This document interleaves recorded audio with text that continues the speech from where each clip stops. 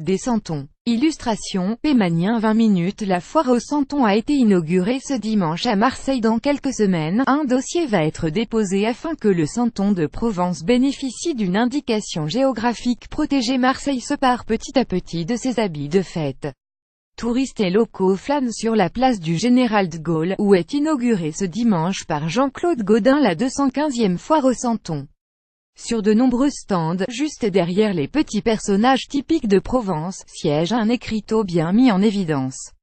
Par ce panneau, ce santonnier certifie que l'intégralité de sa fabrication de santons et de crèches est fabriquée en Provence, plus grand que à lire aussi Marine Le Pen et Donald Trump. Nouveau santon, chieur, de Noël de santons provençaux, emblématique tradition locale, fabriquée en Provence, quoi de plus normal? Et pourtant, depuis quelques années, des santons fabriqués de l'autre côté de la Méditerranée, notamment en Tunisie, ont fait leur apparition sur le marché.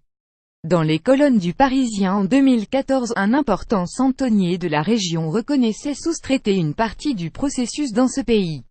À cela doivent être ajoutés les santons fabriqués à l'étranger en résine ou en plastique puis revendus à bas coût dans les grandes surfaces et les enseignes bien connues de décoration. Un dossier déposé avant Noël, ça suffit, nous, on est déclaré, on paye la TVA, s'emporte Janine Truffier, santonnière depuis 8 générations. Ceste de la concurrence déloyale, alors que nous sommes les gardiens de la tradition. Dans l'espoir de changer la donne, un collectif de santonniers réclame une indication géographique contrôlée pour le santon de Provence. Ce label européen permettrait de certifier la provenance et la manière de fabriquer ces santons. Nous sommes à l'avant-veille du dépôt du dossier, cela se fera probablement avant Noël, se réjouit Denis Monilia, président de l'Union des fabricants de santons de Provence.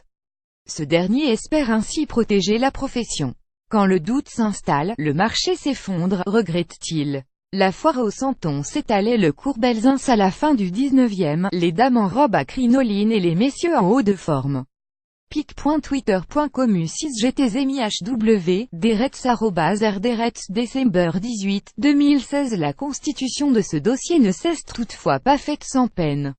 Il fait entre 60 à 80 pages, cela constitue un gros travail de rédaction, confiait-il.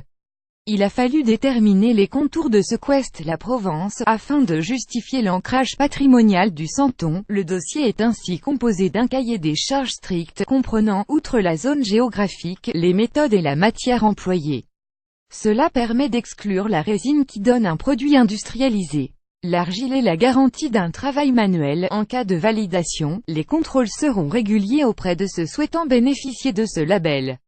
Éclairer les consommateurs. De quoi mieux éclairer les acheteurs sur l'origine des produits selon Michel Barbaudy, directeur des santons Marcel Carbonel. En achetant un santon, on achète un bout de Provence. Il s'agit donc de ne pas tromper les consommateurs. En effet, au détour des stands, ces derniers ignorent parfois que certains santons peuvent être produits à l'étranger, comme le confesse Annick. Ce n'est pas normal, les santons de Provence doivent être faits ici. C'est une très bonne chose ce label. Nous sommes venus acheter des souvenirs de Marseille, il faut donc qu'ils soient faits dans la région, enchérissent Nadia et Bébé, deux touristes du Koweït. Plus grand que à lire aussi Lyon. La crèche de Noël controversée de Laurent Wauquiez retoquée par le tribunal. Interrogée à ce propos, l'adjointe au maire en charge des emplacements publics Marie-Louise Lotta assure que l'ensemble des santons exposés fabriqués en Provence. Nous tenons à ce que ce soit des artisans locaux, c'est le fondement de cette foire aux santons.